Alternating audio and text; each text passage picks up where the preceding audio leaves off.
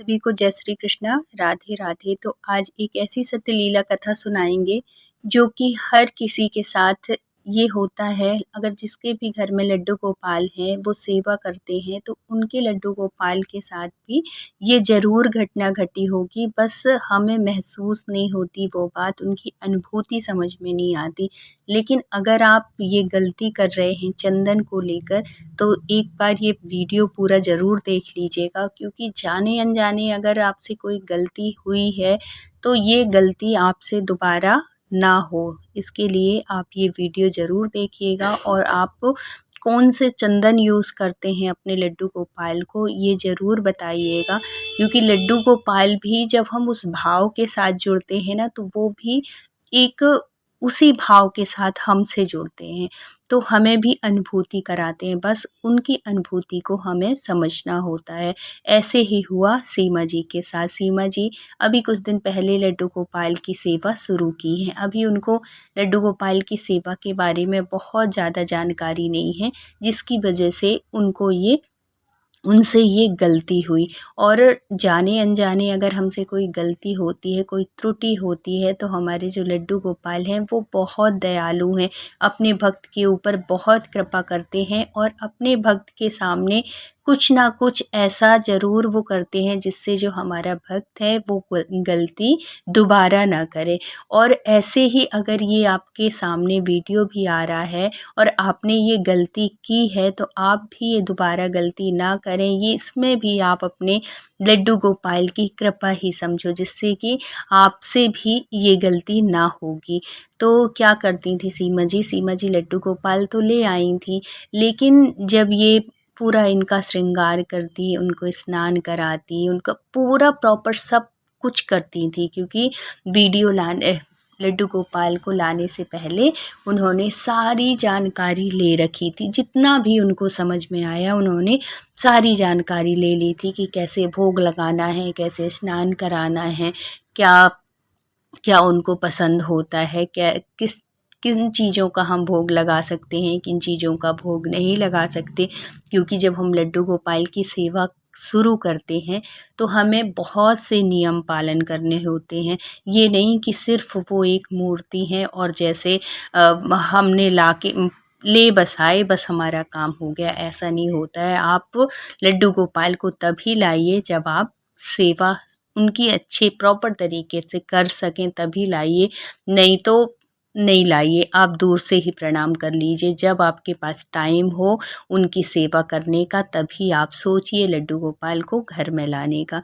तो सीमा जी क्या हुआ कि सीमा जी कुछ दिन पहले ही लड्डू गोपाल लाई हुई थी। उनका भोग वोग सब बहुत ध्यान रखती थी, लेकिन एक गलती उनसे ये हो रही थी कि जब वो स्नान कराती, उनके वस्त्र धारण करवाती, उसके बाद जो वो टीका लगाती थी, चंदन लगाती थी ना, वो गलत तरीके से लगता था वो। और अगर आप भी उनको चंदन लगाती हैं, चंदन का टीका लगाती हैं, तो कैसे आप इनका ध्यान रखें, कैसे आप पहचानें कि ये चंदन सही है कि नहीं है। क्योंकि वैसे ही होता है जैसे हमारे बच्चे के साथ होता है। अगर कभी कभी कोई सा क्रीम या कुछ भी हम लगाते हैं ना, बच्चों को सूट नहीं करता, तो उसके दाने निकल आते हैं या कि रेसेस रेसेस हो जाते हैं ना छोटे बच्चों को, कोई चीज़ अगर उनको सूट नहीं कर रही है। ऐसे ही हमारे कन्हैया जी होते हैं उनको भी ना चंदन हर देखो कोई भी चीज़ आजकल जो बाज़ार में आ रही है ना, हर चीज़ केमिकल वाली आती है। तो अगर हमने उनको एक भाव के साथ सेवा कर रहे हैं, तो वो हमें अनुभूति, कन्हैया हमारी अनुभूति ज़रूर कराते हैं। और आपने देखा होगा कि बहुत से चंदन ऐसे होते हैं, जब हम कन्हैया जी को लड्डू गोपाल को चंदन लगाते हैं तो उनके माथे में निशान बन जाता है। आपने भी ये चीज़ देखी होगी, नोटिस की होगी। तो ये इसी वजह से होता है कि उनको वो जो चंदन है उसमें केमिकल ज़्यादा मिला हुआ है। तो आप उस चंदन को यूज़ मत करिए। अब इनको कैसे पता, सीमा जी को कैसे पता चला कि ये गलत कर रही हैं? इनको किसी और के द्वारा पता नहीं चला, इनको इनके कन्हैया जी, इनके लड्डू गोपाल ने इनको अनुभूति कराई। कैसे कराई सुनिए आप। क्या हुआ था कि ये चंदन लगाती थी, सीमा जी कौन सा चंदन लगाती थी, जो मार्केट में डिब्बियाँ मिलती हैं चंदन की, वो पूजा की दुकान में जो मिलती है, पूजा से सब सामान लाया वहीं से वो चंदन लेके आई और वही चंदन वो लगाती थी। इन्होंने कई बार देखा भी कि जो कन्हैया हैं, जो लड्डू गोपाल हैं हमारे, उनके माथे पे निशान बन रहा है चंदन का, लेकिन देख तो लेते हैं हम लेकिन ध्यान नहीं देते। यही हमारी गलती हो जाती है। हमारे मन में ये भाव आता है, देखो अगर बच्चे की अगर हमने कुछ प्रोडक्ट यूज़ की है और बच्चों को अगर नुकसान हो रहा है तो वो हम बंद कर देते हैं ना, उसको हम यूज़ नहीं करते क्योंकि हमें पता है ये हमारे बच्चे को नुकसान हो रहा है। ऐसे ही हमारे कन्हैया होते हैं, अगर हमने उनको एक भाव के साथ सेवा कर रहे हैं, उनको एक पुत्र के रूप में हमने उनको माना है, तो अगर उनको भी अगर कोई चीज़ नुकसान करती है, आप भी उनको वही भाव लाओ कि ये चीज़ मेरे कन्हैया को सूट नहीं कर रही है तो मैं इसका यूज़ नहीं करूँगी। लेकिन सीमा जी ने ध्यान नहीं दिया, उन्होंने सोचा कि चलो चंदन है, होते ही होगा ऐसे। लेकिन कब उनके लड्डू गोपाल अनुभूति कराते हैं, एक दिन क्या होता है कि ये सीमा जी सोती हैं, शयन मतलब नींद में होती हैं, तब इनको एक सपने में ऐसा बालक दिखता है, रोता हुआ बालक दिखता है और वो बालक बार बार अपने माथे में ऐसे हाथ लगा रहा है और माथे में जब उसकी मतलब सपने में ही जब वो हाथ हटाती हैं तो उनके बच्चे के माथे में इतना बड़ा फफोला है और जो कि बिल्कुल रेड, जैसे बड़े बड़े फफोले से हो जाते हैं ना, फोड़े से हो जाते हैं बिल्कुल रेड रेड निशान वाले, वैसे ही वो बच्चा बार बार ऐसे हाथ लगा रहा है और वो बार बार ऐसे हटा रही हैं, कुछ दवाई लगाने के लिए कर रही हैं, लेकिन वो बच्चा इतना रो रहा है, इतना रो रहा है, चुप ही नहीं हो रहा है। वो देख के घबरा जाती है कि बच्चे के इतना बड़ा फोड़ा कैसे हुआ। अब चलो ठीक है, ये सपने वाली बात हुई, सपना चलो टूट गया, पता चला कि अरे ऐसा कुछ नहीं है, कोई बच्चा नहीं है, ये तो सपना है। जब सपना हमारा टूटता है, जब हमें पता चलता है कि अरे ये तो सपना है, थोड़ी वो लगता है, लेकिन एक बार सपना आया, आदमी भूल गया, फिर दोबारा उनको फिर वैसे ही सपना दिख रहा है, एक बच्चा है जो कि बार बार माथे में हाथ वो कर रहा है। अब उनको दोबारा में क्या दिखता है कि वो जो बच्चा है उसका माथा जला हुआ है। ये देख के तो वो बड़ी डर जाती है कि बच्चे का माथा कैसे जला, और बच्चा खूब रो रहा है, चीख रहा है कि मेरे जलन हो रही है, जल रहा है यहाँ पे, माँ कुछ लगा दो, माँ मुझे दवाई लगाओ, ऐसे वो करके खूब तेज मतलब वो रो रहा है। उसको छुपाने की कोशिश कर रही हैं सीमा जी, लेकिन वो चुप नहीं हो रहा और इतना ज़्यादा जलन है कि पूरा निशान बना हुआ है उसके माथे में। अब ये देख के तो बार बार ऐसे ही सपना कि माथे में कुछ लगा है, माथे में कुछ जला हुआ है, क्यों आ रहा है, तो उनको लगता है कि पता नहीं, उनको समझ में नहीं आती ये सब चीज़, लेकिन यही अनुभूति होती है, यही हमें समझना होता है, ये इशारे होते हैं हमारे कन्हैया के। एक दिन क्या होता है कि ये नहला रही होती हैं, वैसे ही नहला रही थी जैसे ये रोज़ नहलाती हैं, एक परात में लड्डू गोपाल को बिठाल के स्नान करा रही थी।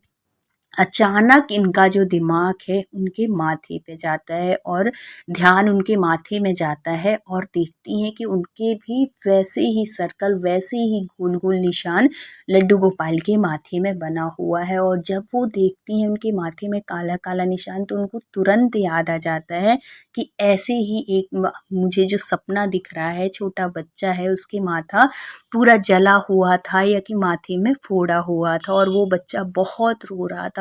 तो ये देख के वो जो सीमा जी हैं इतनी भावुक हो जाती हैं, इतना रोने लगती हैं, अपने आप को कोसने लगती हैं कि बताओ, इतने दिन से मैं ये चंदन लगा रही हूँ और इसकी वजह से मेरे कन्हैया को इतनी तकलीफ हो रही है, वो जल रहा है, मतलब ये जो चंदन है ये केमिकल वाला है और वो जो बच्चे दिख रहे थे वो कोई और नहीं, मेरा कन्हैया इशारा कर रहा था कि मैया मुझे अब वो चंदन मत यूज़ करो, मुझे जलन होती है, मुझे तकलीफ़ होती है। अपने कन्हैया को वो गोद में लेती हैं, उनके जो उनका जो कन्हैया का जो माथा था उसमें केसर और वो जो ठंडक के लिए जो भी लगाया है, उन्होंने दूसरा चंदन यूज़ किया है या कि पूछा होगा किसी से, तो उसने बताया कि आप ये चंदन नहीं, ये जो केमिकल वाले होते हैं, जैसे बड़े बड़े जो मंदिर होते हैं ना, वहाँ पे हर कन्हैया जी विराजमान होते हैं, जो वो लोग अपने युगल किशोर को